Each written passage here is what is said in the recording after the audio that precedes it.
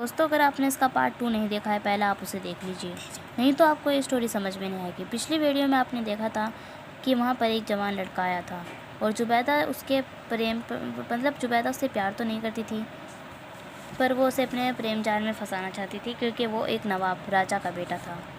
अब आगे कासिम साहब ने शादी की इच्छा उसके सामने जाहिर की तो जुबैदा ने हैरानगी से कहा, आप ये क्या सोच रहे हैं कासिम साहब? मैं तो आपको केवल अपना अच्छा दोस्त मानती हूँ। आपसे शादी करने के बारे में तो मैं सोच भी नहीं सकती।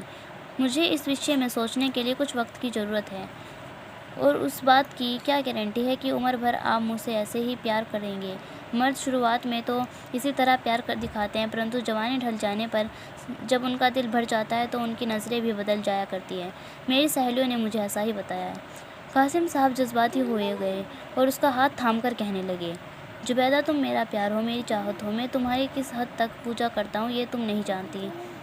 तुम मेरे प्यार की और मेरी चाहत की परीक्षा ले लो। जुबैदा को उससे अपना दामन छुड़ाना था। उसे एक तरकीब सूझी।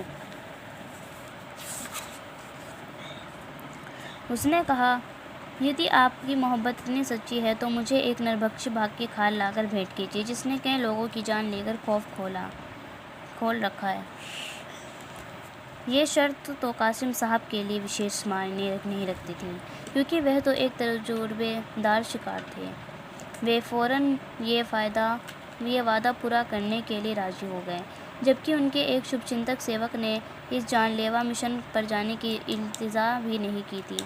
कई लोगों ने उन्हें इतना समझाया कि जुबैदा एक धूर्त औरत है, वे तो किसी दूसरे को अपनी मोहब्बत के जाल में फंसाने के लिए आपको किनारे लगाना चाहती है। परंतु जुबैदा की मोहब्बत में गिरफ्तार होकर कासिम साहब की सोच नहीं समझने की शक्ति लुप्त पराय हो चुकी थी और वे इस मिशन के लिए चल गए।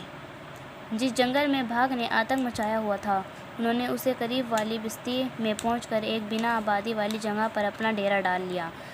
उनकी किस्मत ने साथ दिया। वे अलाव जलाकर अपने साथियों के साथ उसे इर्द गिर्द बैठ के बातें कर रहे थे। तभी कुछ 150-2 गज की दूरी पर औरत की चीख सुनाई दी।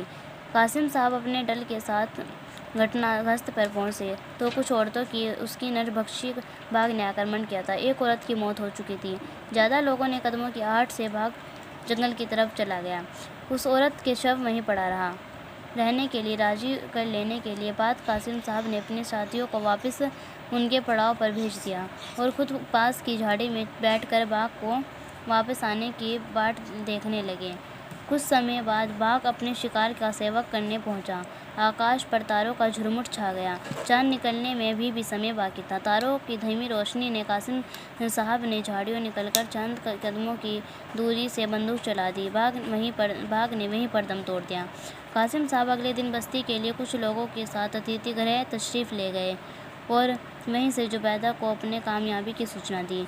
मैं बाघ को ख़त्म कर चुका हूँ और तुम्हारे तोहफे के साथ पहुँच रहा हूँ, परंतु जवाब आया, मेरी सगाई नवाबजादे से हो चुकी है। ये खबर पाते ही कासिम साहब ने अतिथि गृह के स्नान घरे में उस तरह फेर कर अपने गले रेत कर आत्महत्या कर ली। उसके बाद उनकी बदसुकून रूह की उसी स्नान घर में भटकती नजर आती है। कुछ समय बाद उस बेवफाई करने वाली लोभी लड़की जुबैदा के अकस्मात बड़े ख्वाब आने लगे, जैसे कोई खतरनाक बाघ उसे खा लेने वाली नज़रों से घूर रहा हो। अपनी शादी से पहले ही वे हरजाई लड़की डरावने ख्वाबों से भयभीत होकर पागल हो गई और उसने भी उस तरह से अपना गला रेत कर अपनी जान दे दी। कासिम साहब की बदसुकून आत्मा ने अपनी मौत के बाद भी हरजाई सनम से प्रतिशोध ले लिया। दोस्तों, आपको ये वीडियो कैसी लगी? अगर आपको ये स्टोरी अच्छी लगी है तो हमें कमेंट करके ज़रूर बताएं, और अगली वीडियो आपको किस उस पर चाहिए इंट्रो पे, तो आप मुझे बता दीजिए। मैं आपको ये दिखा देती हूँ। इसमें बहुत अच्छे इंट्रो है कि अजनबी उसकी परछाई थी, जिन पीछे पड़ गया, भूत ने बचाई सबकी जान, भूत ने नहीं डरने ली जान, विचित्र संन्यासी, वैम्पायर, रक्तफतफाई, प्रेतमात्मा, नरभक्षी, रहस्यमय बुढ़िया, जलता जहाज, रहस्यमय चुड़ैल, माँ से मिलने के लिए भटकती रहती है उसकी आत्मा, बंदर का पंजा। तो उसमें बहुत सारी जो है वो कहानी है। अगर आपको कोई सी भी स्टोरी सुननी है, जानना चाहते हैं, तो प्लीज़ हमें कमेंट कर ज़रूर बताएं। और हमारे चैनल पर अगर आप नए हैं तो हमें सब्सक्राइब कर लीजिए और हमारी इस स्टोरी को, हमारी वीडियो को लाइक कीजिएगा। Thank you for watching.